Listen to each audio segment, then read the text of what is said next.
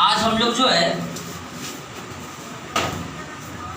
सप्तों दिन तो हो चुका है और हम लोग जो है क्यूज का लेक्चर नहीं दिए थे। बहुत सारे बच्चों का, बहुत सारे विद्यार्थियों का जो हमारे जेपीएससी का एग्ज़ाम था, जिसके कारण अपना जेपीएससी में लगे थे और क्यूज में थोड़ा समय नहीं मिल पाया, तो मैं उन सभी दोस्तों को, विद्यार्थियों को अपने ओर से जो आज प्रेजेंट भी हुए और अपना थोड़ा सा एग्ज़ाम होने के कारण जो बहुत को अब्सेंट भी थे, लेकिन आज तो हमारे सभी विद्यार्थी भी आ गए हैं। तो आइए आज हम लोग क्यूज लेक्चर देने जा रहे हैं और इस सवाल को जवाब दीजिएगा। हम लोग जो है खासकर अभी जो हम लोग का सामने जो रेलवे का एग्ज़ाम आने वाला है, जिसका वैकेंसी जो है हम लोग भर चुके हैं, उसको मद्देनज़र देखते हुए उस पर हम लोग सवाल का चर्चा करेंगे। तो मैं एक सवाल लेकर आए हैं, सवाल का जवाब दीजिएगा आप लोग। सवाल ये है और आपको बताना भी है, यदि सल्फाइड अयस्क को अधिक ताप पर वायु की उपस्थिति में ऑक्साइड में परिवर्तित हो जाता है, यानी वो जो है सल्फाइड अयस्क जो है वो ऑक्साइड में बदल जाता है, तो उसको हम लोग क्या कहते हैं? यानी सल्फाइड अयस्क जो है ताप देने पर वायु की प्रेजेंट में, और ताप भी जो देंगे, गर्मी देंगे सो अधिक मात्रा में, सल्फाइड अयस्क को गर्मी देंगे कब, यानी ताप देंगे तो कब? वायु की उपस्थिति में।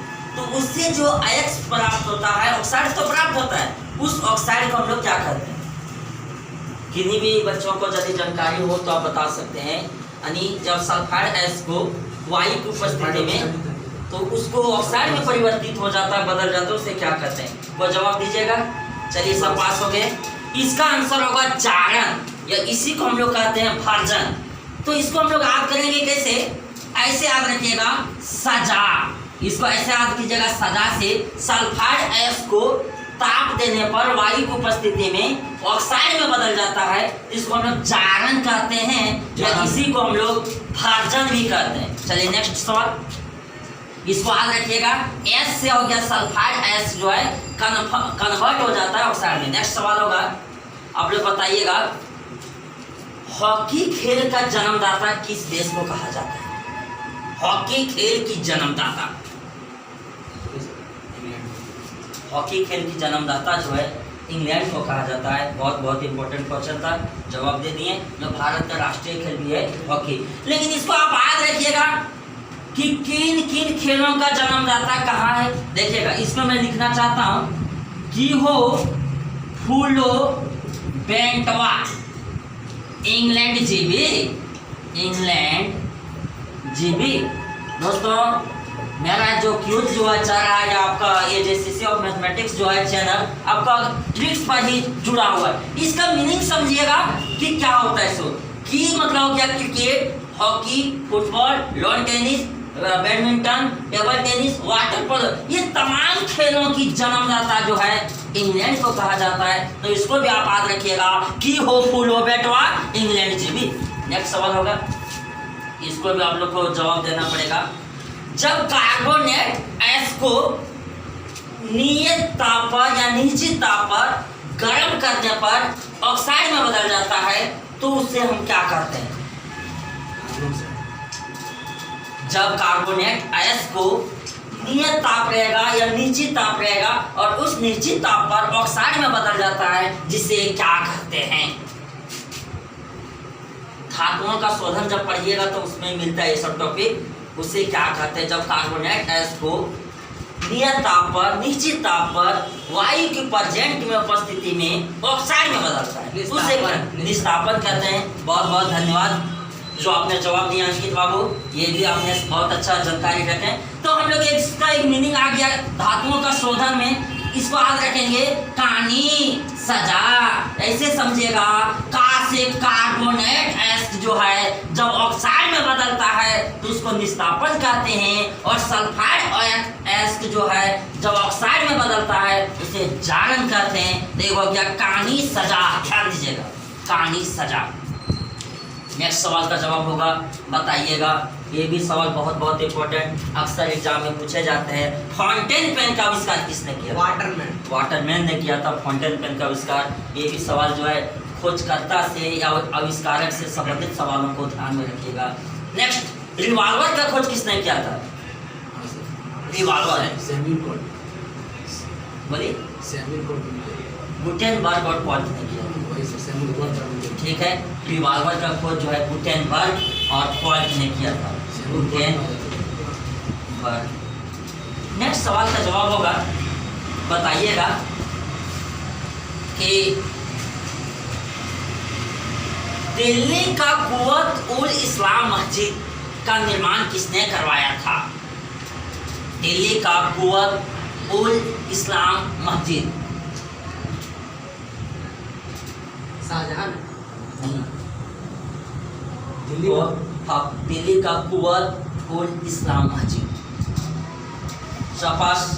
जहांगीर नहीं, ये दिल्ली सल्तनत काल के गुलाम वंश का डायरेक्टर संस्थापक जो था कुतुबुद्दीन ऐबक ने किया था दिल्ली का कुव्वत उल इस्लाम मस्जिद। और राजस्थान के अजमेर में 2.5 दिन का झोपड़ा जो आपके सामने में एग्जाम में भी पूछा था, जब से में 2.5 दिन का झोपड़ा का निर्माण करवाया था कुतुबुद्दीन ऐबक ने करवाया था।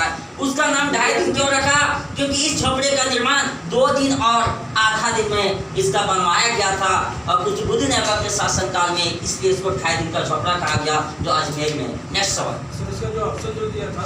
धान की डलिया किस शहर का भौगोलिक उपनाम है? धान की डलिया छत्तीसगढ़ को धान की डलिया कहा जाता है। बहुत बहुत इंपॉर्टेंट सवाल था, धान की डलिया। नेक्स्ट सवाल होगा, इसको आप लोग बताइएगा, पाई किस प्रकार की संख्या है? पाई अपरिमेय। पाई एक अपरिमेय संख्या है, इरेशनल नंबर है, इसको भी ध्यान में रखिएगा, अपरिमेय संख्या। आगे सवाल का जवाब दीजिएगा आप लोग बताइएगा, ज्यामिति का पिता किसे कहा जाता है? यूक्लिड को कहा जाता है। आप बताइएगा, पानीपत का तृतीय युद्ध कब हुआ था? 1761 ईस्वी, ठीक है। नेक्स्ट सवाल बताइएगा आप लोग, नैनीताल झील भारत के किस राज्य में? उत्तराखंड में। पहले भी बता चुके हैं कि जिस झील के अंत में ताल होगा तो उत्तराखंड होगा। मैं ये भी ट्रिक्स दिए थे, सानेरा मादे खूनो उतरा, ने मतलब नैनीताल, तो सानेरा मादे खूनो उतरा मतलब उत्तराखंड। चलिए नेक्स्ट सवाल का जवाब होगा, आप लोग बताइएगा,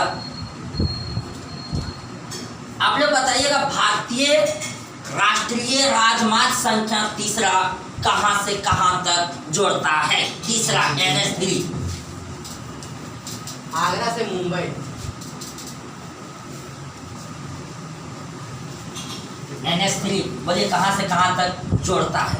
आगरा से मुंबई। NH3 आगरा से मुंबई। इसका भी ट्रिक्स मैं दे चुका हूँ, दीपा दीको आमू मतलब आगरा टू मुंबई, दीपा दीको आमू मुच्चे कोच्चे कोमू वाक बिजमू। चलिए नेक्स्ट सवाल होगा, सबसे छोटी राष्ट्रीय राजमार्ग संख्या या सबसे छोटी राष्ट्रीय राजमार्ग 47 ये है, जिसकी लंबाई कितनी है? 47 ये सबसे छोटी राष्ट्रीय राजमार्ग, उसका नाम क्या है? 47 ये, लेकिन इसकी लंबाई क्या है? कितना है सर? 11 कितना सर जी? इसका लंबाई जो है मात्र 6 किलोमीटर। ध्यान में रखिएगा, सबसे छोटी राष्ट्रीय राजमार्ग, ध्यान दीजिएगा 47 ये है, जिसकी लंबाई 6 किलोमीटर। नेक्स्ट आप लोग बताइएगा, स्वर्णिम चतुर्भुज महाराजमार्ग 4 बड़े महानगरों को जोड़ते हैं या जोड़ती है, तो निम्नलिखित में से कौन सा महानगर उसमें शामिल नहीं है? Number 1 Mumbai, number 2 Kolkata, number 3 Chennai और नंबर 4 हरियाणा। बोलिए हरियाणा शामिल नहीं है। आप लोगों में ट्रिक्स दिए थे, स्वर्णिम चतुर्भुज महाराजमार्ग, इसको आप याद रखिएगा, ऐसे कैसे मुको बीचे, ऐसे याद रखिएगा दोस्तों। मुंबई, कोलकाता, दिल्ली, चेन्नई, ये लिस्ट से कोई अलग आ जाएगा तो मेरा ये लिस्ट में नहीं रहेगा, जैसा हरियाणा इसमें लिस्ट में नहीं है तो नहीं होगा। ये हरियाणा लिस्ट में मुंबई, कोलकाता, दिल्ली, चेन्नई के अलावा कुछ भी आएगा तो नहीं होगा। ये आपका स्वर्णिम चतुर्भुज महाराजमार्ग है, जो आपका 4 बड़े महानगरों को जोड़ते हैं, जो मुंबई, कोलकाता, दिल्ली, चेन्नई। नेक्स्ट आप लोग बताइएगा कि किस मिट्टी को रेगुल मिट्टी कहा जाता है? काली मिट्टी। काली मिट्टी को रेगुल मिट्टी कहा जाता है। नेक्स्ट सवाल बताइएगा आप लोग, जो सवाल का जवाब आप लोग से आएगा, हमें उम्मीद है कि आप लोग जानते भी है, बताइएगा। पंचायती राज का शुभारंभ भारत के किस राज्य में प्रारंभ हुआ था? राजस्थान से। किस जिला में? नागौर। नागौर जिला में। राजस्थान के नागौर जिले में हुआ था 2 अक्टूबर 1959 ईस्वी को। उस समय आपके भारत के प्रथम प्रधानमंत्री नेहरू के समय, पंडित जवाहरलाल नेहरू के समय में हुआ था। ये भी आपको ध्यान में रखिएगा। नेक्स्ट सवाल का जवाब आप लोग दीजिएगा। चलिए बताइएगा, आरपीएफ का फुल फॉर्म क्या होता है? Railway police force. Railway protection wrong है, रेलवे प्रोटेक्शन फोर्स, पुलिस नहीं, रेलवे प्रोटेक्शन फोर्स। नेक्स्ट बताइएगा, बीएसएफ का स्थापना या भारतीय सीमा सुरक्षा बल, बॉर्डर सिक्योरिटी फोर्स का स्थापना कब हुआ था, जिसका मुख्यालय दिल्ली में? चलिए आप बताइएगा। संदीप जी, सोनू बताइए। 1965 ईस्वी में हुआ था, सिसु की स्थापना सीमा सुरक्षा बल। नेक्स्ट आगे बताइएगा, जय हिंद का नारा किसने दिया था? जय हिंद। जय हिंद सुभाष चंद्र बोस ने दिया था, जय हिंद। चलिए आगे बताइएगा, उरेका उरेका मैंने पा लिया किसने कहा था? उरेका उरेका मैंने पा लिया, आर्किमिडीज ने बतलाया था कि उरेका उरेका मैंने पा लिया। दौड़ते हुए भागा और बोला उरेका उरेका मैंने पा लिया। किस बात का खोज किया था सर उस समय? आर्किमिडीज का सिद्धांत दिया था, आर्किमिडीज कुछ बलवान बल का, बयानसी फोर्स का। नेक्स्ट आगे बताइएगा, पपीता के किस भाग को खाया जाता है? पपीता के खाने योग्य भाग। आप रखिएगा, पपीता और आम मध्य फल वृत्ति। पपीता और आम का खाने योग्य भाग है मध्य फल वृत्ति। चलिए बताइएगा, पारिस्थितिकी तंत्र या इकोसिस्टम जो है उसका जन्मदाता किन्हें कहा जाता है? पारिस्थितिकी तंत्र का बताइएगा।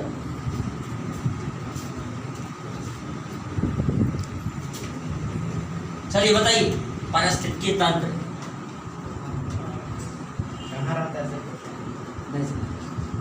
पारिस्थितिकी तंत्र वातावरण पर्यावरण का संगठक है।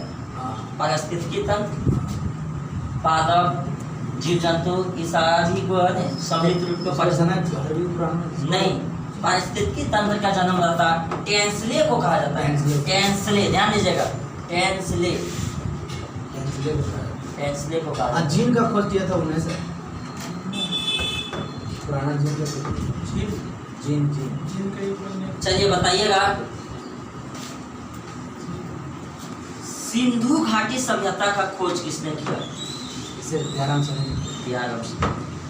सिंधु घाटी सभ्यता। चलिए बताइएगा, दयाराम साहनी होगा सिंधु घाटी सभ्यता का साहनी। नेक्स्ट आप लोग बताइएगा, स्वराज हमारा जन्मसिद्ध अधिकार है, मैं इसे लेकर छोड़ूंगा नहीं, किसने कहा था? बाल गंगाधर तिलक। बाल गंगाधर तिलक। ठीक है, नेक्स्ट बताइएगा आप लोग,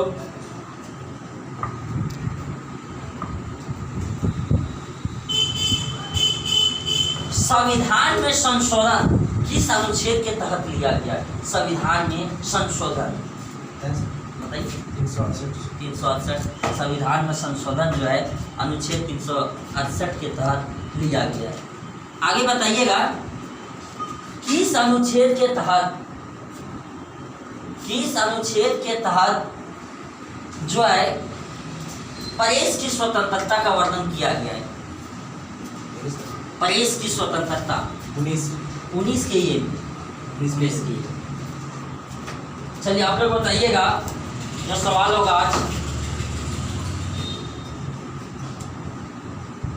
प्ले ग्राउंड ऑफ यूरोप किस देश का उपनाम है? प्ले ग्राउंड ऑफ यूरोप का खेल मैदान। बोले सर स्विट्जरलैंड। स्विट्जरलैंड बिल्कुल सही है, स्विट्जरलैंड। यूरोप का खेल मैदान स्विट्जरलैंड को कहा जाता है। ये भी बहुत इम्पोर्टेंट सवाल था, इसका जवाब आप लोग दिए। चलिए, साइमन कमीशन कब प्रारंभ हुआ था? 1942 रॉन्ग है, आगे बताइए।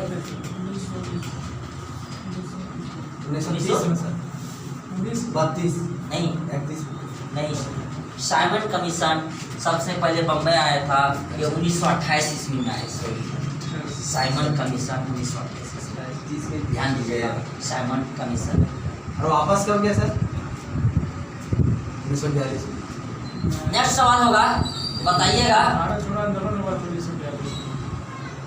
बताइएगा खिलाफत आंदोलन कब हुआ था? 1919। Rowlatt act, 1919 sir.